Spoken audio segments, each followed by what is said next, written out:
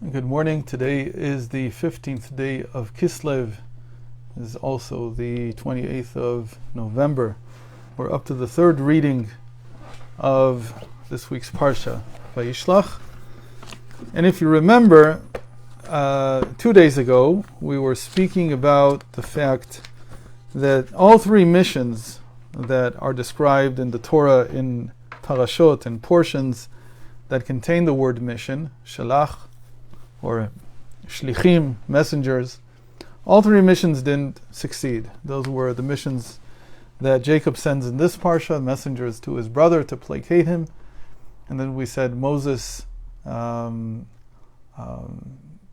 got Pharaoh to send the people, but we saw that even though he sent the people out, he chased after them after a few days, after 7 days, and he caught up with them, and that mission didn't work either.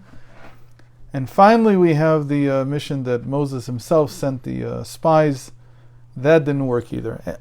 A while ago, we spoke about the fact that there is this principle that first there's chaos and then there's order. That almost in any kind of interesting phenomenon in the Torah, the first time that the phenomenon appears, it'll be in a somewhat impure or chaotic fashion. And then the times after that, it will get better. It becomes more rectified. So we have this principle, sometimes it's called Tohu Kodem Letikun, chaos precedes or is antecedent to rectification, to order. Sometimes it's called Klipa Kadma Lepri, the peel precedes the fruit. So sometimes you need to throw something out in order to get the fruit.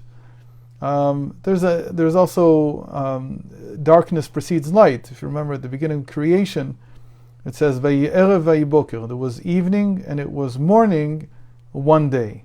So there too we see that the darkness precedes the light. What this means is that even though these missions did not succeed, they did pave the way for something else. And so let's see in our Parsha how that worked. So if you look at the first three readings of our Parsha, you'll see that there were actually three things that happened in this relationship between Jacob and Esau in this round. The first thing was that Jacob sent messengers, and they were supposed to placate Esau. That didn't work. So the next thing is that Jacob sends an offering. And the offering is all these flocks of animals that he's giving as a mincha, it says, as an offering to his brother. Meaning he wants to, in a sense, buy him off. It's the best thing he could say. He wants to give him and show him that he respects him and he honors him, and therefore he shouldn't make war with him. But that didn't work either.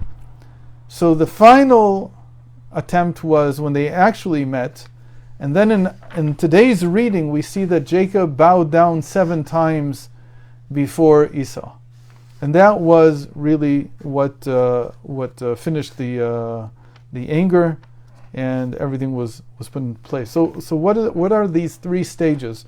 If you remember last week, we sort of put off talking about Jacob's dream. We just mentioned that he had a dream. The second dream, the dream where he sees the angel explaining to him, as it were, how to genetically engineer the sheep in his favor. Because of all these agreements that he had with Laban, with his father-in-law, there was only one way that he could make a profit, which was that somehow the sheep and the goats would give birth to young ones that had certain stripes or certain characteristics. In this dream, he sees 3 types of animals, which we mentioned. We said there are the akudim, the ones that have a ring around their ankle, the nekudim, the ones that are spotted, and the brudim, the ones that are splotched. They have like a splotch on them. They have like really big blotches of color. These 3, the Arizal took these. Rabbi Isaac Luria took these, and he said that really this is a 3-stage process that everything that is built in the world has to go through. And 3 stages, we haven't seen this yet. This is also one of the many 3-stage ideas that appear in Kabbalah and Chassidut. We've seen submission, separation, sweetening many times, but we haven't seen this one. And this, if you learn Kabbalah, this is the main 3-stage developmental process. What they represent is, we sometimes call it controlled chaos, and rectification. It's very interesting that controlled chaos comes first. There is a stable state of chaos that is represented by the anklets on these animals. And what the idea there is a controlled chaos is that you have a chaotic state because chaos really is because the different forces don't have separate vessels. So everything is sort of joining into one place. Think about you set up a meeting with people to start a new organization.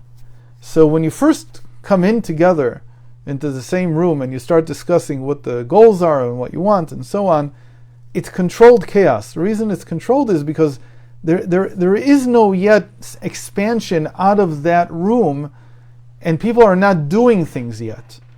The idea is that everyone is locked into one vessel. Everybody is stuck with one situation. They can't break out of it.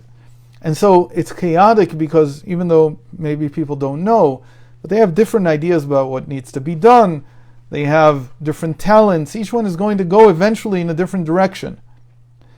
This is the way that the Sfirot, the God's effluence, is before it comes down into our world. It's like everything is together in one vessel. All the different possibilities are together in one vessel.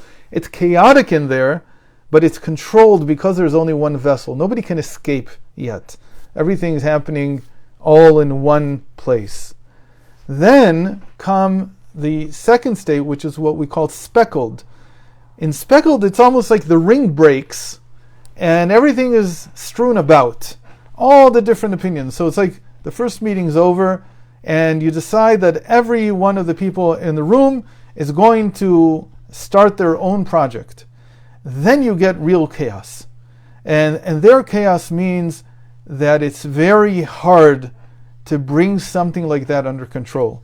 It's like the moment that all the forces have now broken out and each one is functioning by itself with its own vessel, it's a state of chaos because there is not yet any principle of how to make everything work together. It's just every man for himself in a certain sense. Like everybody's running around, everybody's doing whatever they want. That is the speckled. And then finally you come to the final state, which is everything rejoining into a blotch. The blotch is like all these points coming together. And there's a unifying principle now, and that we call rectification. Rectification really means that a bunch of people who have different ideas and but can find some kind of backbone that can tie them together, that can make all their efforts work together. That's always what we look for in management. We look for someone who can give a vision that can tie all the pieces together in some way. When you look at, for instance, the Jewish people, that is what we call leadership, because we're looking for someone who can understand how each person has a different direction in life. They want to do something else. They all come to reflect and reveal God's will in the world. But each one has a completely different idea about what that means. To be able to create some kind of rectification, you have to have a unifying principle. So now let's look at what happened here. When Jacob first sent the messengers were controlled chaos. They had one message, just one message. The message was, Jacob wants to make peace with you. He doesn't want to fight you. So even though there were many messengers, it says in the plural, he sent messengers. All these messengers in the end were saying one simple message. Now, if each one of them could have talked to Esau separately and given him a different reason why he should make peace with Jacob, that would have been chaos already completely. Here was controlled chaos because they only had one message. I'm here to make peace with you. And so that did what it did, but it didn't do the trick. It wasn't yet rectification. The second stage is he sends the flocks, each one in a separate group, and he even puts distance between them. And so what you have is this state of speckled, or spotted. Each one has his own mission, his own way of presenting to Esau what Jacob wants. That was complete chaos. In fact, it says it was such complete chaos that Esau was shuffled during that. Rashi brings this whole description that every time that one of these groups of flocks came to him, it was accompanied by messengers from the first attempt. And these were angels that came and attacked Esau, and he felt like he was, and all night long, all he was doing was trying to somehow survive this ongoing attack. Each time something else came around, until finally when he came in the morning, and now he was going to meet Jacob, he was disheveled, he was tired, he didn't even have the strength to fight with him anymore. And so when Jacob himself came, and Jacob bows down 7 times, and the whole idea that he's bowing down 7 times is that Jacob is now joining, he's bringing together all the different forces that he had sent out before. And he's saying to him, look, everything that you saw, everything that we said, it's really here for one purpose. I'm the manager. I'm the one you need to talk to. I'm the one who's behind all this. And I'm telling you, we're bowing down before you, and we accept you, and so on and so forth. And then he's willing to make peace with Jacob based on that. In a certain sense, that is why the prophets many times describe that before the coming of Mashiach there will be a state of chaos in the world. The state of chaos is, in a certain sense, it's necessary. Why is it necessary? Because it's not so clear that the nations of the world will accept a Messiah unless they're disheveled, unless they've been shuffled. It's true, we don't want to do it out of a state of, it doesn't have to be war, by the way. It has to be a state of chaos in the feeling that people don't know what to do with themselves. Every person is like gone in a different direction. Every person has their own agenda. It's not clear how you bring the world together. It's not clear how you make something that actually cooperates.